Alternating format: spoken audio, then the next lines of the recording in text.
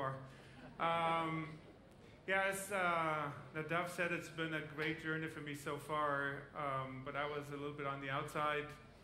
And the only thing I'll say about my career, I think about half of it I spent building companies, then about half of it I spent investing in companies, and really Team8, once you understand what it is, it's that ultimate combination where we get to build companies from the scratch, dream about them, put them together, and then flesh them out, and they become a reality, and then keep investing in them. So it's, I feel very privileged to be a part of this team. In terms of where we are so far, and this is without me interfering too much, we've been around for about 5 years.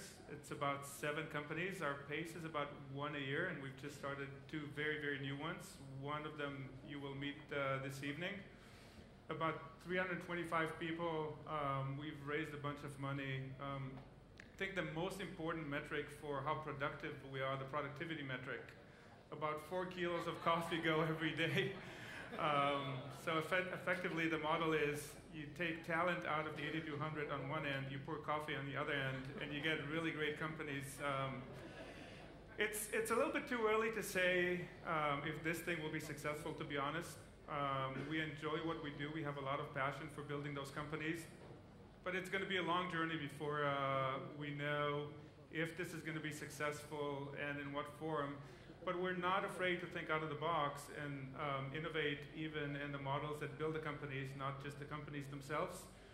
And honestly, this journey, since you guys are all here, it's already a partial success because it's you guys in this audience that have been working with us, advising us, thinking with us, that give this a real chance to eventually be successful. And so we're starting the next chapter of our journey. We're expanding a little bit the horizons. And a lot of our conversations slowly are migrating from talking about cyber and just defensive solutions to this whole digital transformation. And really, for us, on one hand, digital transformation, in as much as connecting all your offline networks and devices and bringing all your data online, is still a cyber catastrophe waiting to happen, and that's really good because we can help figure some of this out. But it's also an opportunity, we feel, to take a lot of those infrastructure solutions for the enterprise and just build them right the first time. And so build the resilience into the design, into the thought process, and then build it correctly instead of having to build it and then build other solutions to defend it.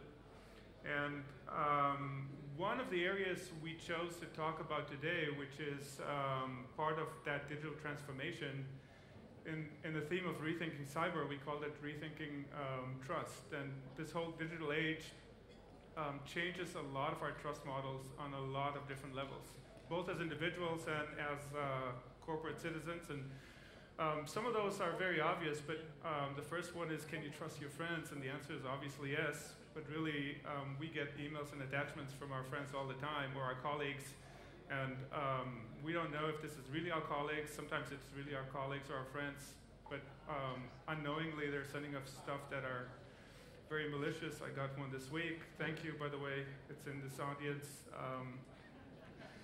Can you trust your service providers? That's the next level up. And of course, there's a lot of those that have been breached over the years. You look at banking, bank has been always the establishment that is built on trust. And really, banks are pretty well defended. But from things like when you log into your bank online, are you sure that you're really logging into your bank and not something that looks really much like it, but is really a malicious site?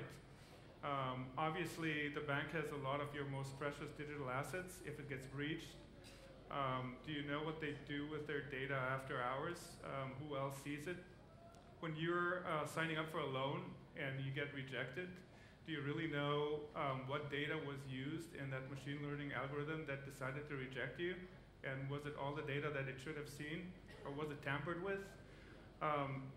Uber, when you drive around, they know everywhere you've been, everywhere you're going, and those patterns are very, very telling, and they've been breached. If you look at things like MyHeritage, genetic data is out there, and honestly, if there's anything bad that you don't want to get out or breach, it's your genetic data, because people don't realize, but what's in there might make you unemployable, uninsurable, unmarriable.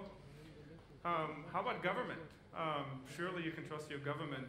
I'm not even talking about are they collecting things about you that they shouldn't. They may or may not, but governments get breached, right? Finally, I wanted to call this Can You Trust Yourself? Because who you are is a set of decisions based on all of the data that you collect all day. So most of this data is based on the media, based on a lot of things you read, you consume, and you base your decisions on. And in fact, to take it a little bit further, this whole concept of democracy, if you think about it, is the majority votes for the candidates that they believe represent them the best. And if those decisions are no longer based on real data, if those decisions are based on a lot of either maliciously or for other reasons corrupted data, then you might be voting for the right people, putting in government the wrong people that may or may not be breached. But either way, trust in this digital world has to be rethought somehow. And we've been thinking about this, and obviously the main challenge is how to fix it. We can't go back, we don't want to go back. We think this digital age creates a lot of value, so the question is, can we continue to get this amazing value that this digital transformation provides us? The services, the connectivity, the social aspects, without compromising trust or building trust in different ways. And a lot of this is based on our data and the data that's out there that we base our decisions on, or that other services base their decisions on when they treat us. And part of this goes back to where we go with Team8 going forward.